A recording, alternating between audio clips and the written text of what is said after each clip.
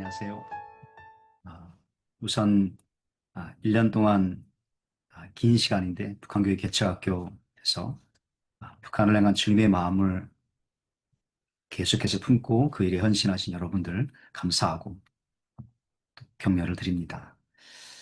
오늘 함께 읽을 하나님의 말씀은 히브리서 10장 38절입니다. 나의 의인은 믿음으로 말미암아 살리라. 또한 뒤로 물러가면 내 마음이 그를 기뻐하지 아니하리라 하셨느니라. 아멘. 기도하겠습니다. 말씀하십시오. 아, 듣겠습니다. 성령께서 도와주십시오. 살아내겠습니다. 북한의 교회를 개척하고자 하는 주님이 주신 거룩한 열정보다 우리 안에 마땅히 회복돼야 될 그리고 마땅히 품어야 할 것들 품을 수 있도록 성령께서 오늘 말씀해 주시고 인도해 주십시오. 예수님의 이름으로 기도드립니다. 아멘. 오늘은 쇠퇴하는 그리스도인이라는 제목으로 말씀을 나누려고 합니다. 쇠퇴하다라는 것은 상태가 전보다 못하여지다라는 의미입니다. 오늘 말씀의 히브리서 10장 38절에서 누구든지 뒤로 물러서면 내 영이 그를 기뻐하지 않을 것이다. 여기서 물러서다를 말하는 히포스텔리오라는 이 헬라어의 본래 의미는 뒷걸음치다, 쇠하다, 주저하다, 또 어떤 것에서 끌려오거나 움츠러들다 이런 의미입니다. 어, 그래서 저는 이것을 세퇴라는 단어로 표현을 해봅니다. 그리스도인들이 주님의 부르심을 받아 신앙생활을 시작하면서 이 땅에서의 삶의 여정을 마치는 순간까지 쇠퇴를 원하는 그리스도인은 없습니다.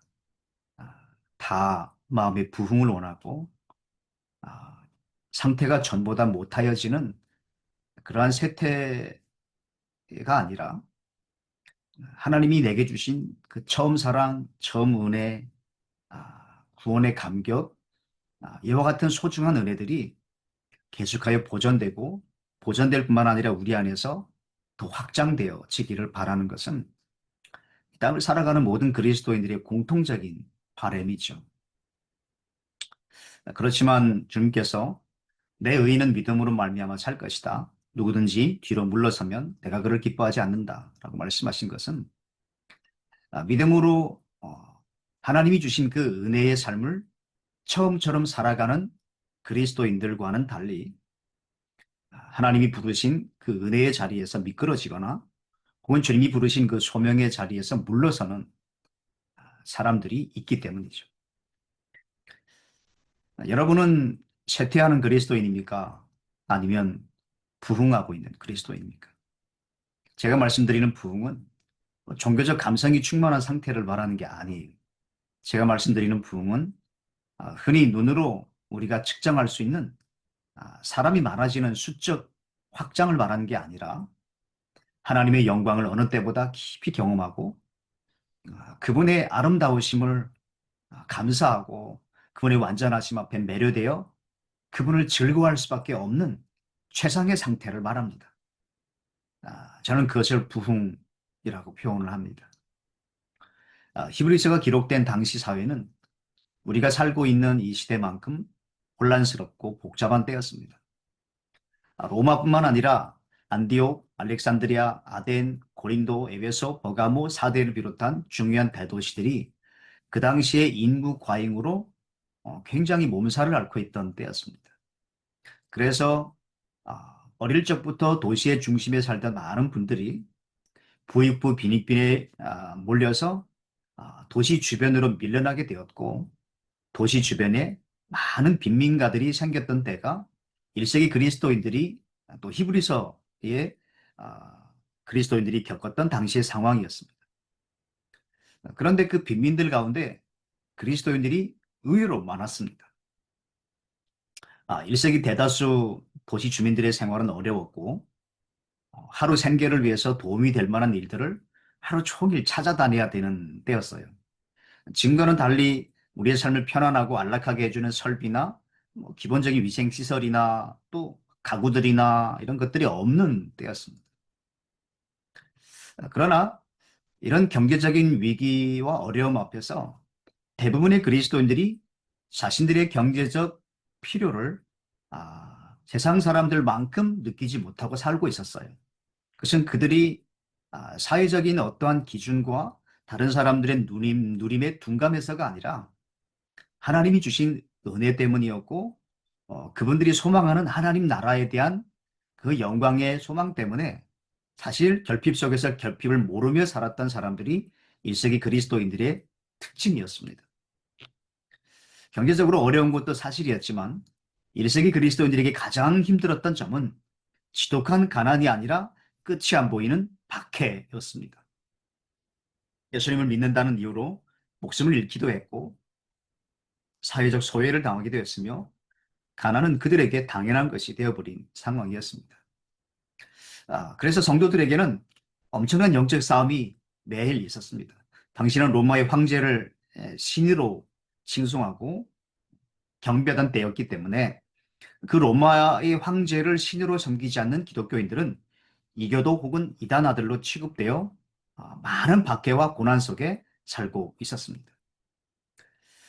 그런데 그 당시 로마가 신으로 추앙하는 로마 황제를 신으로 섬기지 않고 로마가 십자가에 못 박아 죽인 예수를 하나님의 아들로 유일한 구원자로 믿고 따르는 그리스도인들에 대한 사회적 시선은 매우 안 좋았습니다. 그들의 눈에 그리스도인들은 이단들이었고 이교도들이었습니다. 그래서 그 그리스도인들에 대한 사회적 비난과 증오, 부당한 대우가 어느 시대를 막론하고 가장 컸던 때가 바로 이때였습니다.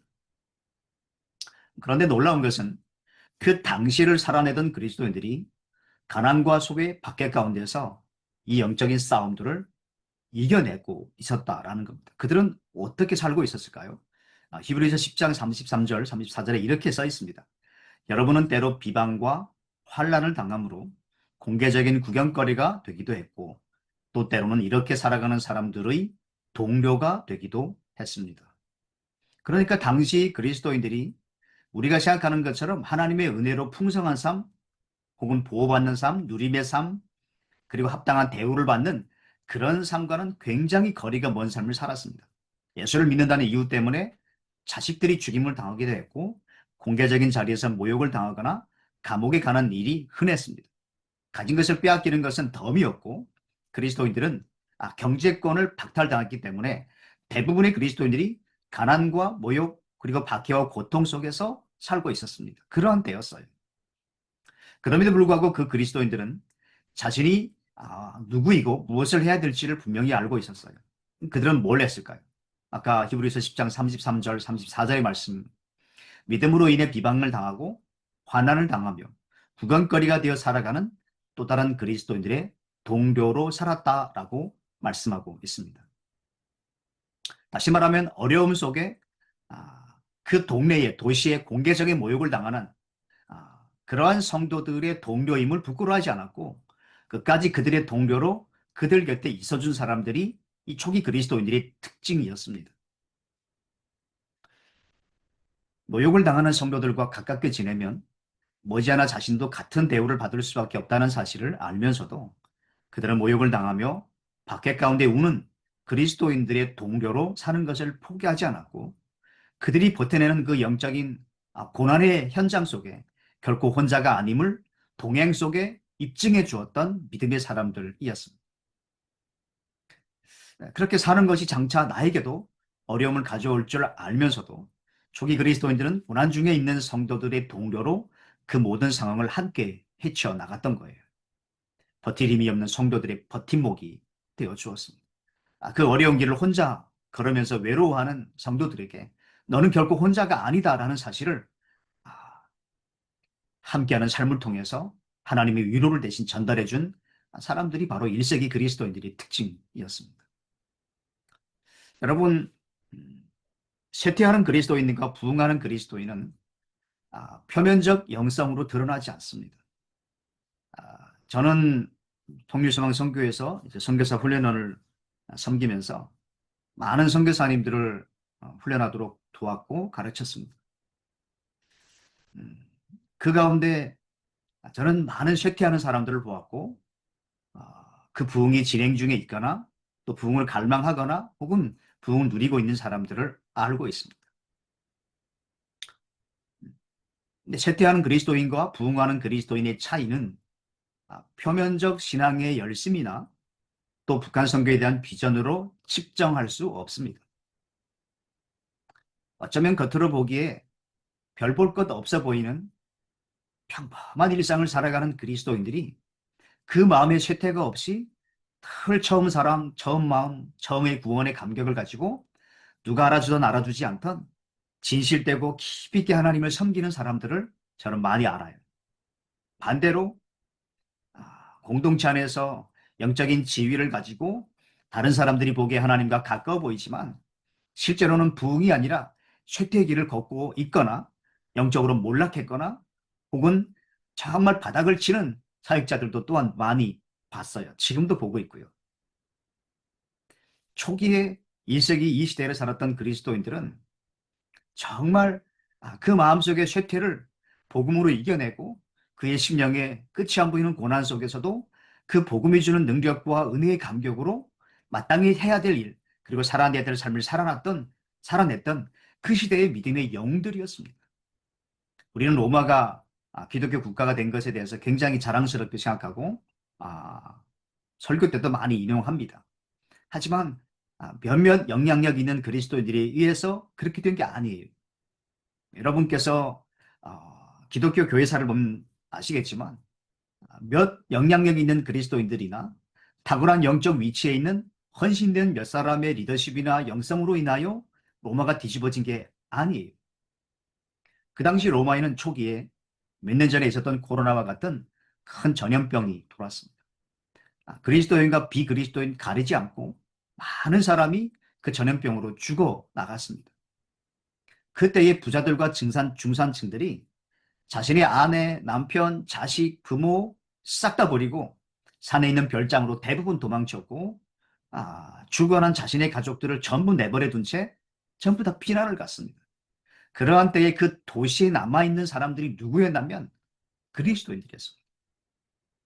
이 그리스도인들이 다른 사람들처럼 충분히 그 전염병을 피하여 다른 곳으로 도망칠 수 있었지만 그들은 고난당하는 이들, 그리고 버려진 이들, 그리고 소외당한 이들, 소망이 없이 절망가는 이들의 동료가 되어 끝까지 그들의 곁을 지켜주었어요. 그래서 버리고 간 사람들, 죽은 시체들을 그리스도인들이 전부 모아서 화장하고 매장하고 그랬습니다. 그때 당시에 그리스도인들이 자신들이 그 전염병에 걸려 죽어가는 사람 곁에 있으면 자기도 죽는 걸 알면서도 끝까지 그들을 위해서 치료하고 먹여주고 도와주면서 자신의 생을 마무리한 그리스도인들도 많았습니다.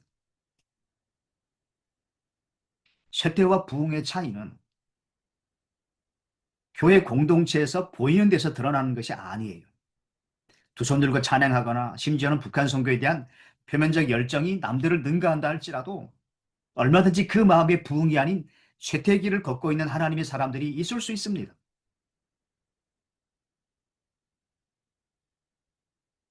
올 한 해는 제 삶의 가장 힘든 한 해였어요. 탈북할 때보다 더 힘들었습니다, 저는. 아내가 위암 4기 판정을 받고 지난주가 항암 20차였습니다. 일주일 항암하고 일주일 쉬고 그러고 있어요. 2027년 3월까지 세브란스에서는 항암을 무조건 해야 된다. 아, 애가 다섯인데 이게 쉽지 않더라고요. 제 생각보다. 그래서 제 사역과 삶에 많은 영향을 미쳤습니다. 제가 해야 될 일을 못한 건 없지만 그만큼 제 자신의 더 많은 어쩌면 날마다 새로운 헌신을 요구하는 1년이었던 것 같아요. 제 바닥도 보았고 또 제 안에 있는 소중한 장점들도 발견했고 하나님이 주시는 무한한 공급되는 힘도 경험했고 그 어려움 속에서 주님이 주시는 위로와 또 영광의 부활에 대한 소망이 어느 때보다 커진 매우 특별한 한 해였습니다. 아, 제 곁을 가장 많이 도와준 사람들이 있어요. 우리 성교회 분들이기도 하고 또 특별히 저희 교회 부교육자들, 저희 부목사님은 세 분 있고 전사님들이 있는데 제가 얘기했어요. 고맙다. 고맙죠. 가장 힘든 때에 제 곁에서 물불을 가리지 않고 헌신해주고 애써준 그들이 저는 참 고맙습니다. 저희 부교육자들하고 저하고 사례가 똑같습니다. 물론 부교육자들은 뭐 애툴 뭐 없기도 하고 그러지만 음, 저는 정말 고맙죠. 근데 1세기 그리스도인들이 오늘 히브리서 10장에 나오는 말씀처럼 공개적으로 모욕을 당하는 그리스도인들의 동료로 살았다. 그러니까 쇠퇴하는 성도는 사역에 대한 열정과 분량이 준 사람이 아닙니다. 마땅히 살아내야 될 그리스도 예수의 삶에서 물러나는 사람을 가리켜서 우리는 쇠퇴하는 사람이라고 말합니다. 쇠퇴란 이전보다 상태가 못하여진 것을 의미하니까요. 사랑해야 될 사람에 대한 사랑을 거둔 사람이 쇠퇴하는 성도입니다. 사랑을 주었을 때 도리어 상처를 받으면 더 이상 상처 안 받고 싶어서 관계를 정리하거나 혹은 비난함으로써 내 상처를 치유하려고 하는 게 보통이죠. 하지만 쇠퇴하는 성도는 그렇게 하지만 그의 가슴 속에 하나님이 주신 은혜, 구원의 감격, 십자가의 사랑에 대한 그 은혜가 살아있는 부흥하는 성도는 개의치 않습니다. 끝까지 고난당하는 이들, 소외당하는 사람들, 그리고 사회가 외면하는 사람들, 혼자 외로운 길을 걷고 있는 그 하나님의 사람들 곁에 동료로 있어주는 사람들, 그들이 쇠퇴를 넘어서는 그리스도인들의 특징 중에 하나이죠. 그래서 부흥하는 성도는 종교적 감성이 충만한 상태가 아닙니다. 많은 회중이 모이는 숫자를 상징하는 영적 용어가 부흥이 아니잖아요. 예배 때 손 들고 찬양하는 그 이상이에요. 부흥은 주여 목이 터지도록 기도하는 그 이상입니다. 부흥하는 성도는 시간이 지날수록 예수님이라면 사졌을 법한 삶을 비록 연약함 속에 있지만 점점 더 많이 살아내고자 성령의 도우심을 구하며 몸부림치며 예수의 뒤를 따라가는 사람, 저는 그런 사람을 가리켜서 부흥하는 사람이라고 말합니다. 여러분은 쇠퇴하고 있습니까? 아니면 부흥하고 있습니까? 나를 위해 십자가에 죽으시고 부활하신 그리스도의 구원의 은혜에 대한 감격과 감사함을 안고 마음에 부어진 하나님의 사랑을 실천하는 사람. 그 사람이 부흥하는 사람이죠. 비록 외치는 큰 소리도 없고 남들이 주목하는 외적 뜨거움도 없지만 예수를 위해 사는 사람들 곁에 있어주고 예수를 위해 우는 사람들과 함께 울고 혼자 보내지 않고 그 길을 같이 걸어주는 동료로 살아내는 사람, 그 사람이 바로 쇠퇴를 뛰어넘는 그리스도인이고 북한교회는 이런 사람들이 필요합니다. 여러분이 북한교회 개척학교를 1년 동안 하셨지만 저는 알아요. 북한교회 개척학교를 싫어했다고 북한의 교회를 개척할 수 있는 건 아닙니다. 신학교를 졸업했다고 다 교회를 개척할 수 없는 것처럼 마찬가지예요. 그것은 개인의 능력에 대한 문제가 아닙니다. 우리의 마음속에 그리스도의 뒤를 쫓는 그리고 하나님이 내게 처음 주신 그 십자가와 부활의 영광에 대한 소망과 그리고 감사, 감격함이 메말라 버린 상태로 우리가 무엇인가를 한다고 열정을 낼 때 그 열정의 진가가 과연 어느 정도일고 그 열매의 아름다움은 과연 어떨까요? 그러니까 세태와 부흥의 차이는 표면적 열심이나 종교적인 순종을 말하는 게 아니고 북한 선교에 대한 비전, 하나님의 선교에 대한 열정이 아무리 크다고 할지라도 그의 마음속에 구원의 감격과 복음의 은혜에 대한 감사, 그리고 하나님을 즐거워할 줄 아는 신앙의 최고 복음에 대한 누림이 없다면 어떤 열정, 어떤 비전, 어떤 훈련을 받았을지라도 우리를 통해서 진정한 주님의 교회가 세워질 수는 없다라는 겁니다. 내가 쇠퇴하고 있는데 무슨 어떤 교회를 세우겠습니까?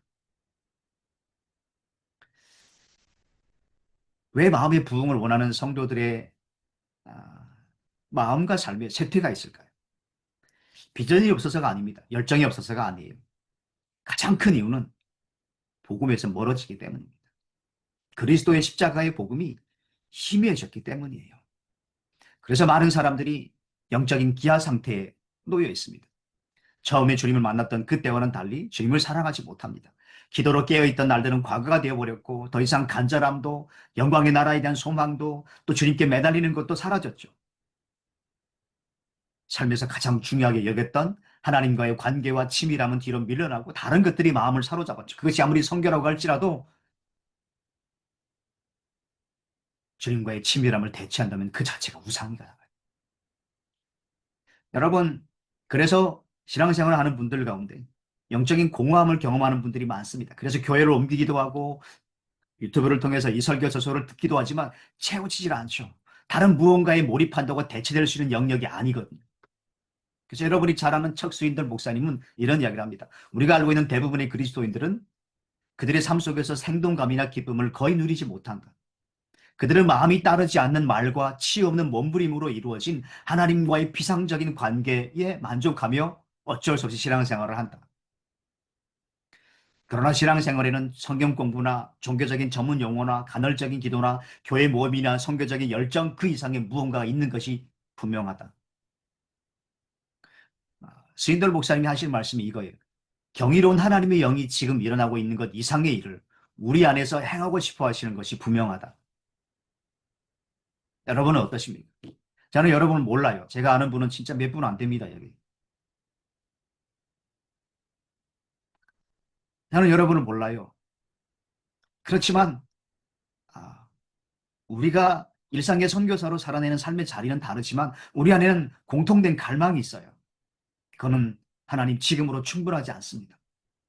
하나님과의 관계에 있어서도 그렇고 주님의 부르심에 대해서도 그렇고 내 남은 삶을 주님께 어떻게 드려야 되는지 그 삶의 드림에 대한 그 문제에 있어서도 그렇고 그리고 변화되는 삶의 모습에 대해서도 그렇고 주님 저희들은 충분하지 않습니다. 저는 갈망이 있습니다. 갈급합니다. 저는 목사로서 그날교회를 개척한 지 10년 됐는데요. 지난달까지 6명의 선교사를 파송했습니다. 저희가. 뭐, 교회는 크지 않습니다. 근데 하나님께서 제게 원하시는 건 딱 하나입니다. 목회 잘해라? 아니에요. 선교 많이 해라? 아닙니다. 부흥시켜라? 아니고요. 나를 즐거워해라. 하나님을 기뻐하는 것. 그분이 주신 것들을 기뻐하는 사람들은 많지만 주신 것, 가져가신 것 상관없이 하나님을 즐거워할 수 있는 것은 영적인 사람들이 경험할 수 있는 신앙의 최고봉입니다. 많은 영혼들을 구원하고 정말 다른 사람들이 감탄할 만한 선교적 열매를 맺는 것, 그것보다 더 중요하고 정말 우리의 인생을 통해서 이루어내야 될 것은 하나님을 즐거워하는 것. 하박국 선지자가 그렇게 말했고요. 외양간에 송아지가 없을지라도 포도나무에 열매가 없을지라도 나를 구원하시는 구원의 하나님을 즐거워하리라. 그러니까 선교적 열정이나 북한 선교에 대한 비전이나 하나님의 은혜를 받아서 우리의 삶을 통해서 이루고 싶은 하나님을 위한 위대한 시도들이나 그 무엇보다 더 중요한 것은 하나님을 즐거워하는 것. 예수의 십자가를 통해 우리에게 베풀어 주신 하나님의 그 구원의 은혜에 대한 감격과 감사, 그래서 주님을 사랑할 수밖에 없고 그 사랑이 날마다 깊어지는 그 은혜가 우리 안에서 메마르면 쇠퇴한 거예요. 그대로 아무리 종교적인 열심을 내고 여러분들이 영적인 처세에 익숙해져서 무엇을 할지라도 그게 사라지면 쇠퇴한 거예요. 놀라운 것은 우리가 쇠퇴를 겪고 있는 한 우리를 통해서 북한교회가 세워질 수는 없다라는 겁니다. 그러니까 우리가 지금 기도해야 될 것 우선순위는 이겁니다. 하나님, 제가 겪고 있는 이 쇠퇴를 뛰어넘어 내 마음속에 다시 한번 부흥을 주세요. 이게 우리가 기도해야 될 기도의 내용이에요. 왜냐하면 경이로운 하나님의 영이 지금 일어나고 있는 것 이상의 일을 우리 안에서 행하고 싶어 하시는 것이 분명하다라고 말씀하신 이 척수인들 목사님 말씀 저는 공감하거든. 사랑하는 여러분, 우리가 주목해야 될 것은 북한이 아닙니다. 저도 북에서 22년 살았고 뭐 여기까지 왔습니다만 성도의 거의 반이 북에서 왔습니다만 저는 북한에서 오신 분들을 주목하지 않습니다. 북한도 주목하지 않고요. 북한에 제가 앞으로 할 수 있는 하나님이 저를 통해 하실 그 일들에 대한 기대는 있지만 전 그 자체를 주목하지 않아요. 여러분들 마찬가지시죠. 우리가 주목하는 게 뭐죠? 히브리서에 있는 것처럼 믿음의 창시자요, 믿음의 주요, 온전케 하시는 주 예수를 바라보라. 끊임없는 경계심을 가지고 살아야 되지 않을까요? 내 안에 쇠퇴가 찾아오진 않는지, 이전보다 못하여지는 비참한 상태가 되지 않도록 끊임없이 자신의 영적 상태를 점검하고 하나님의 성령의 도우심 가운데 말씀과 성령으로 우리의 심령에 하나님의 은혜가 메마르지 않도록 영적인 메마름으로 바닥을 치는 정말 고통스러운 목마름이 오지 않도록 주의 은혜를 구하는 것이 북한교회 개척을 꿈꾸는 우리들이 먼저 해야 될 선행적 과제다라는 것. 쇠퇴하는 성도와 부흥하는 성도의 차이점. 자신을 대하는 태도를 통해서도 알 수 있고요. 고난을 대하는 태도를 통해서도 알 수 있습니다. 히브리서 당시의 성도들은 예수를 믿는다는 이유 때문에 공개 재판을 받기도 하고 재산을 몰수당하기도 했잖아요. 그렇지만 그들은 그 무엇도 그 누구도 빼앗을 수 없는 기쁨을 누리며 살았습니다.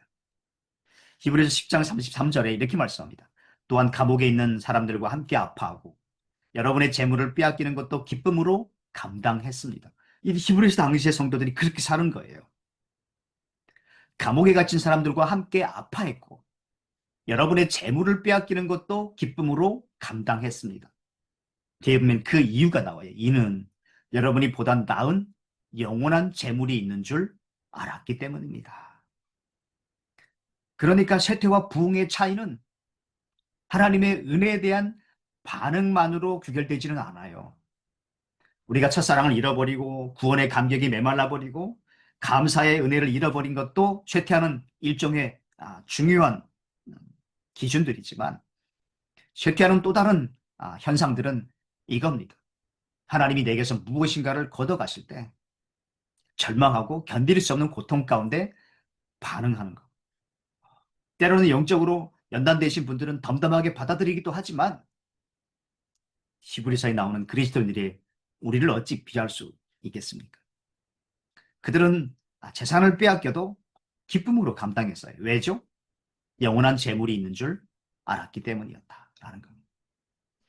고난으로 힘들었지만 고난 자체를 주목하기보다는 그 고난의 의미와 고난으로 인하여 주어질 약속의 영광을 주목할 줄 아는 사람들이었다라는 겁니다.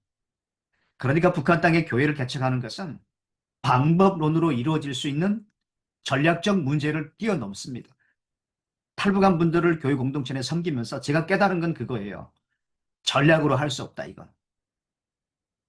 이건 우선 내 안에 메마름이 없어야 되고 늘 복음의 감격과 은혜와 영광의 소망이 충만하지 않으면 진정한 교회를 세울 수 없다는 사실과 내 안에 하나님을 즐거워하는 그 신앙의 가장 아름다운 경지가 내 일상이 되지 아니하면 일이 일비할 수밖에 없고 사람들의 반응이나 그들의 태도나 그들이 무뎌지거나 더딘 그들의 신앙생활의 여정 속에서 결국 지치거나 낙심하거나 떨어질 수밖에 없는 거죠.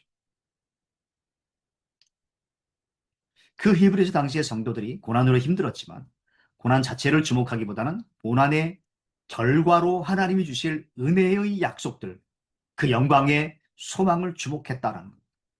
그들에게 있어서 고난받는 것은 그분께 속했다는 증거였습니다. 그래서 그들은 고난을 기뻐했던 거예요. 내가 고난받는다? 그러면 그것은 내가 예수님께 속했구나. 맞구나. 내가 그분의 소유구나. 그리고 나를 향한 그분의 칭찬과 영광이 기다리고 있구나. 그 증거로 받아들였고 그래서 기뻐할 수 있었던 거예요. 그들에게서 고난 또 공개적으로 모욕당하는 성도들의 동요로 함께 살아내면서 그들 또한 모욕당하는 것을 통해서 그들은 그 일들이 내가 신앙생활을 제대로 하고 있다는 가장 강력한 보증으로 간주했습니다. 그래서 그들에게서 고난은 그리스도의 영광에 동참할 수 있는 특별한 고난이자 하나님이 자기를 사랑하시는 독특한 사랑의 증표로 받아들인 거예요. 그래서 흔들리지 않았습니다.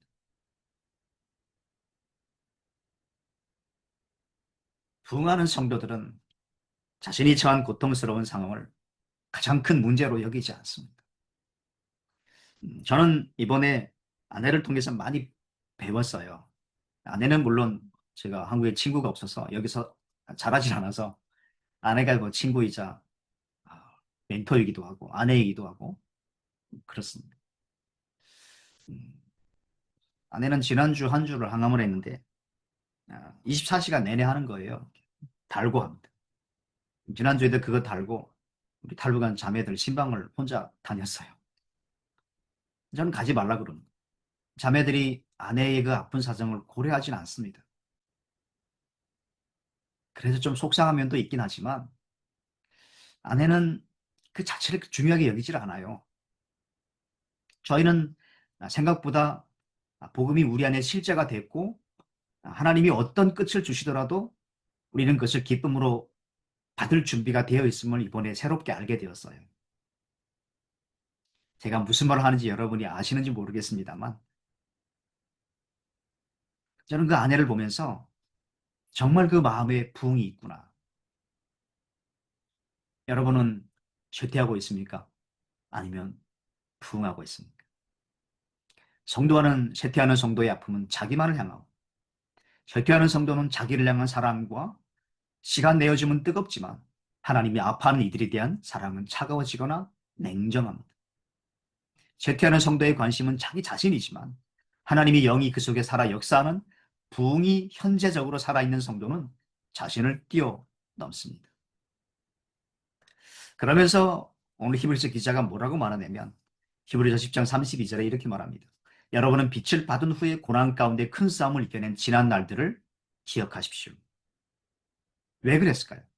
왜 히브리서 기자가 고난 가운데 큰 싸움을 이겨낸 지난 날들을 기억하라라고 고면하고 있죠? 한때 놀라운 은혜를 경험하고 지독한 가난과 모진 고난과 박해 앞에서도 물러서지 않고 믿음을 지켰던 성도들 가운데 일부가 쇠퇴해 가기 시작한 거예요.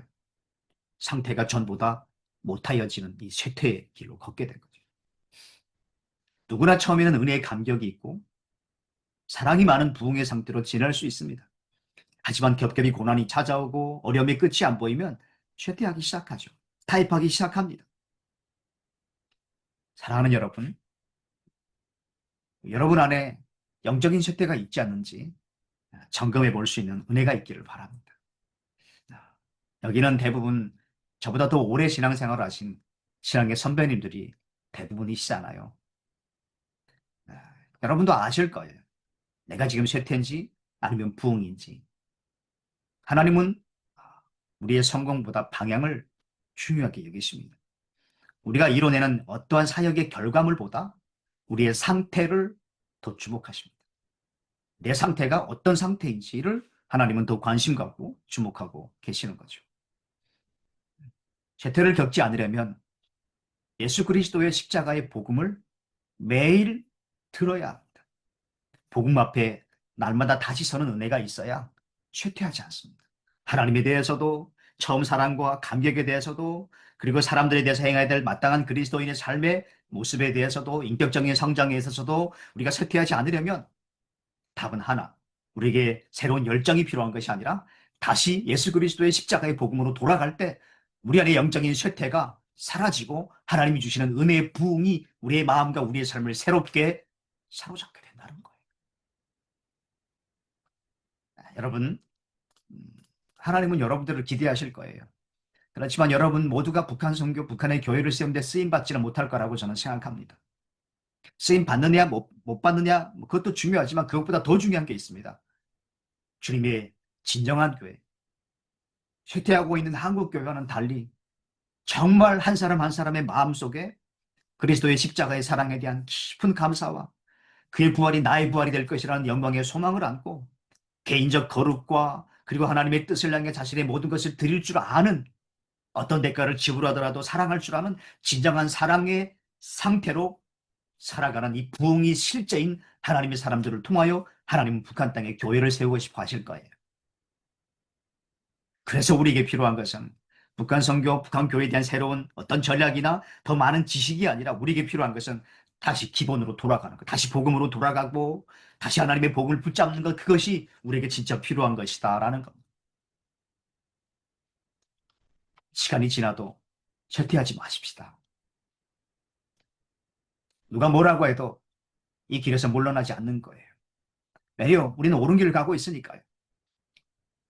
우리는 끝에 가면 후회할 수밖에 없는 길을 가는 게 아니라 우리는 예수께서 앞서가신 길을 따라가고 있고 앞서가신 그분을 통해 우리 인생의 결말이 그분께 드려졌을 때 어떻게 될지 우리는 알고 있어요. 우리는 부활하게 될 것이고 영광의 몸으로 하나님의 나라에서 그분과 더불어 영원히 살게 될 것입니다. 그 영광의 끝을 바라보면서 가장 경계해야 될 것, 마귀를 경계하는 것이 아니라 내 안의 영적 쇠퇴를 두려워하고 그 영적인 쇠퇴가 내 안에 찾아오지 않았는지 끊임없는 자기 점검 속에 십자가의 복음, 부활의 복음으로 말미암는 부흥이 내 마음을 사로잡도록 기도하며 북한의 교회 개척을 위해 계속 준비해 나가는 여러분 되시기를 주의 이름으로 축원합니다.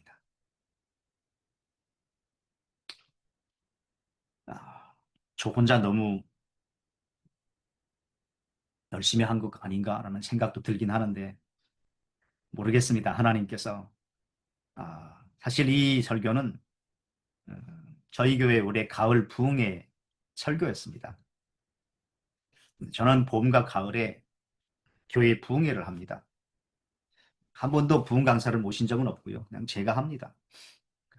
부흥 강사 돈이 많이 들고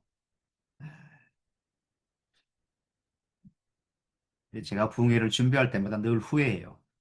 아, 목사님 어떤 유명한 목사님 불렀어야 되나? 우리 성교인 누굴 불렀어야 되나? 늘 후회하는데 준비하고 전하고 나면 제 심령에 부흥이 오더라고요. 성도들은 잘 모르겠고요. 저를 위한 부흥회를 지금 20번 했습니다. 올해 1월 달에도 또 부흥회가 있는데 그때 제가 쓴 원고가 37페이지였습니다. 오늘은 그 중에 4페이지를 말씀드린 거예요. 여기에 보니까 장로님, 목사님, 선교사님들도 계시고 권사님들, 집사님들 계시는데 솔직히 한번 생각해 보시죠. 우리는 우리를 알잖아요. 우리에게 필요한 우선순위가 뭔지 우리는 알아요. 우리는 우리 안에 있는 이 은혜로 만족하진 않잖아요. 이 시간 함께 기도했으면 좋겠습니다. 하나님, 저는 쇠퇴하고 있습니까? 아니면 부흥하고 있습니까? 인정하고 싶지 않지만 쇠퇴가 찾아온 적도 있고 어쩌면 지금도 그 입구에 있는지도 모르겠습니다. 북한 땅에 교회를 개척하는 또 북한교회 개척을 꿈꾸고 기도하는 하나님의 부르심 받은 사명자로서 제게 무엇보다 필요한 것은 제가 영적으로 쇠퇴하지 않는 겁니다. 구원의 감격과 은혜를 잊어버리지 않고 무슨 일이 일어나든 어떤 일이 있든 하나님을 즐거워하고 그분만을 깊이 사랑할 줄 아는 심령의 부흥이 복음으로 말미암아 내 안에서 꺼지지 않도록 하나님이 제게 은혜를 주십시오. 제게 필요한 은혜가 이겁니다. 주님, 제 마음에 부흥을 주세요. 메마르지 않도록 바닥을 치지 않도록 저를 도와주세요라고 우리 지 하나님 앞에 다 같이 기도했으면 좋겠습니다. 함께 기도하겠습니다. 아버지 하나님 감사합니다. 영적인 메마름을 원하는 사람이 쇠퇴하고 싶은 성도가 하지만 경계심이 없이 그냥 살다 보니 어느새 내가 서 있는 그 자리가 바닥을 치는 쇠퇴의 자리에 있게 되었습니다. 우리에게 필요한 것은 다시 복음으로 말미암아 하나님을 처음에 만났던 그 사랑을 회복되어주는 주님 내 안에 정말 하나님의 사랑과 은혜를 그리스도의 십자가의 사랑을 높여 주시옵소서. 그런 하나님의 사랑을 하나님 그리고 하나님을 온전히 즐거워하는 아름다운 그 경지에 우리가 이룰 수 있도록 하나님 남들이 보기에는 하나님과 가까운 것처럼 보이지만 하나님과 먼 사람들이 많고 우리가 치밀해 보이지만 우리가 치밀하지 않은 사람들이 많습니다. 영적 가면을 쓰고 이전과 처세술을 행하며 사는 사람들이 많습니다. 아버지여 우리 안에 주님 그때가 아닌 부흥이 일어나게 도와주옵소서. 정말 마음속에 부흥이 살아있는 우리를 통하여 북한 땅에 진정한 주님의 교회들이 세워지고 하나님이 모두 사용하여 주시기를 주님께서 우리에게 먼저 부흥해 주십시오.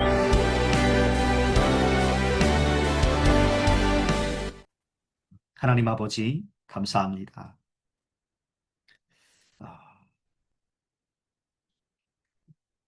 1세기의 그리스도인들처럼 그렇게 살고 싶습니다. 그들 모두가 다 믿음의 영웅들로 산 것은 아니었지만 저희 또한 이 시대를 살면서 정말 믿음의 사람으로 뒤로 물러서지 않고 쇠퇴하지 않고 복음에 붙들려 복음에 합당한 삶을 살기를 원합니다. 저희를 붙들어 주시고 혹 우리 마음속에 쇠퇴가 시작된 분들이 계시다면 혹은 걷잡을 수 없을 만큼 바닥을 치는 쇠퇴 상태에 있는 분들이 계시다면 십자가의 사랑과 성령의 역사로 다시 그의 심령에 부흥을 주셔서 우리를 통하여 북한 땅에 정말 종교의 메인 교회가 아니라 사람을 좋게 하는 교회가 아니라 하나님을 위한 주님의 온전한 교회들이 세워질 수 있도록 역사하여 주십시오. 이번에 북한교회 개척학교를 1년 동안 함께하며 배우고 울며 기도하고 삶을 주님께 드리게도라고 다짐한 이곳에 계신 모든 분들 하나님 그의 심령마다 부흥이 가득하게 도와주시고 그 성령의 은혜로 말미암아 우리를 통하여 북한 땅에 주님의 놀라운 교회가 일어나고 저 땅에 하나님의 역사가 이루어지게 하여 주십시오. 아버지 하나님 개척 학교를 섬겨주신 우리 온 목사님 또 손성교사님 비롯하여 하나님의 사람들을 주님께서 위로해 주시고 붙드시며 우리 모두를 통하여 북한 땅에 주님의 나라가 속히 오게 하여 주십시오. 감사드리며 예수님의 이름으로 기도드립니다. 아멘.